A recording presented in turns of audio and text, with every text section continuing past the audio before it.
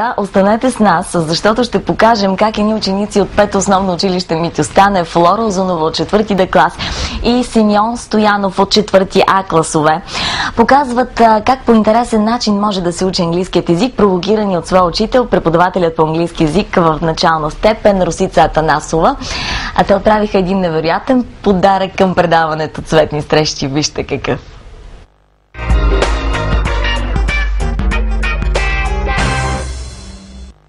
Скъпи наши зрители, имаме си специални гости тук в студиото на предаването Цветни срещи. Продължаваме да говорим за това, че учебният процес може да бъде забавление, може да бъде магия.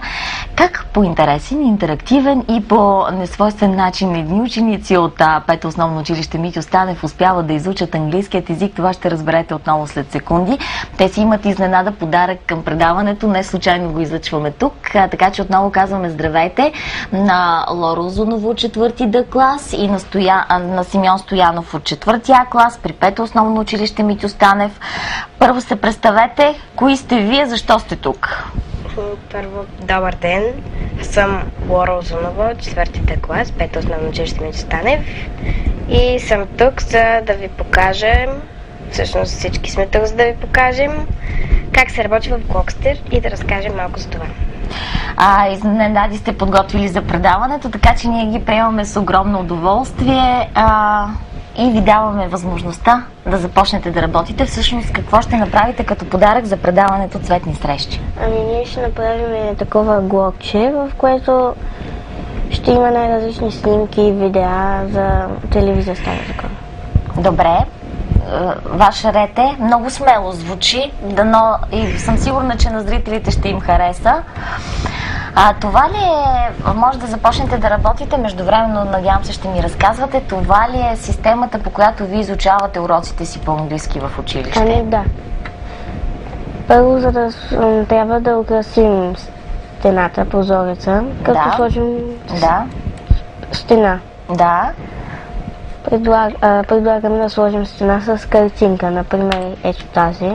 Това, между другото, сами се убеждавате, скъпи наши зрители, че това е шапката на предаването Цветни срещи. Учениците са си направили така труда да извадят шапката и върху нея да работят.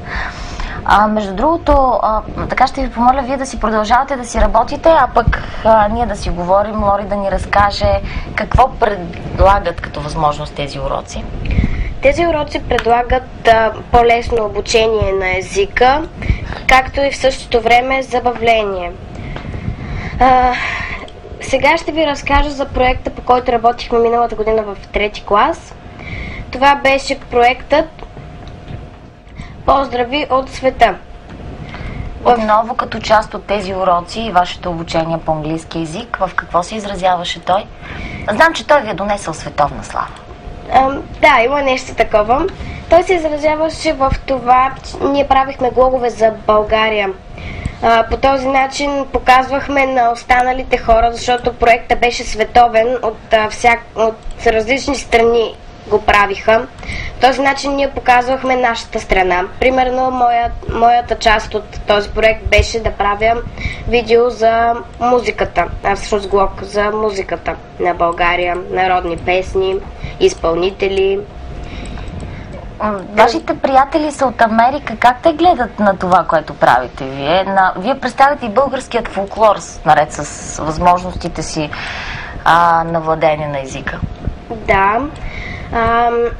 Пенпаусите, който по-късно Симеон ще разкаже за този проект, те са деца от 2-ри клас, които са от Америка.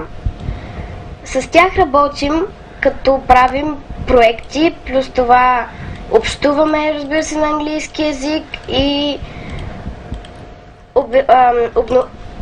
обновяваме знанията си, както и разменяме информация и се опознаваме. Всяко едно дете от групите си има по едно или две дечица, с които ще работи, или така наречените пенпалчета. Примерно, моите са Алайна и Ашли. Аз знам за тях, че чрез тяхните глогове, както и те знаят за мен точно чрез това.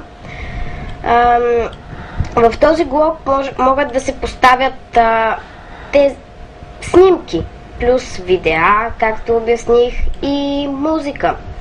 Както и най-различни други неща, които са поставени в инструментите на блога или сайта. А сега, между другото, сами ще се убедите, скъпи наши зрители, как те влизат в ролята и на художници и как са новите идеатори и творци на създаването на телевизионните продукти, защото в случая правите точно това. Правите, може би, и давате идеи насока за едни нови шапки на предаването Цветни срещи. Ето това може да се научи. Така че аз много ви благодаря. Всъщност, доволни ли сте? Наистина с желание ли учите уроците си по-английски така? Да, така ги учим с желание и забавление, защото все пак, нали, на всяко дете му се стои пред компютъра. Това хем помага за обучението, хем се забавлява, когато е върху компютъра, нали, и се упражнява върху това. Още един фрагмент от предаване, издание на предаването Цветни срещи. Ама вие доста сте се поровили в интернет. Това си е то. Това са изненадите, които подготвихте за нашия екип и не случайно, скъпи наши зрители. Аз благодаря на тук присъстващите. Отново анонсирам Лора Озунова от 4-ти Д клас при 5-то основно училище Митьо Станев и на Симеон Стоянов от 4-ти А клас от същото училище, които са част от тези много интересни интерактивни уроци по английски език и които показват нагледно как децата наистина с голямо желание правят и много хубави неща, правят го и като подарък за предаването Цветни срещи. Благодаря ви още веднъж. Ще продължите ли да изучавате с такъв хъс английски език? Ами да. Лори? Да, защото това е много интересно. На мен специално ми е забавно. Това ли бе всъщност творението, което трябваше да се получи, което искахте вие? Да, има само още малко, което трябва да добавим. Още малко, а междувременно Симеон може да разкаже за тези, как ги нарекохте вашите приятели от Америка? Емпалчета. Всъщност колко наброяват те до момента? Ами те общо са 17. Да. Да? Те, с тях, колко често се чувате с тях? И в това случва ли се в уроците ви по английски език? По някой път да.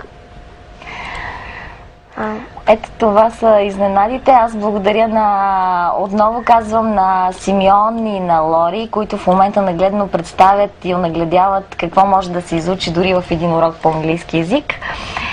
И това, че са приятели, надявам се, на предаването, наред с варианта тук да са гости в това студио. Благодаря ви още веднъж. Сега след малко ще видим крайния продукт. Ето, че всичко това е готово. И всичко това научихте за времето от 2-ти до 4-ти клас. Да. В уроците по английски език.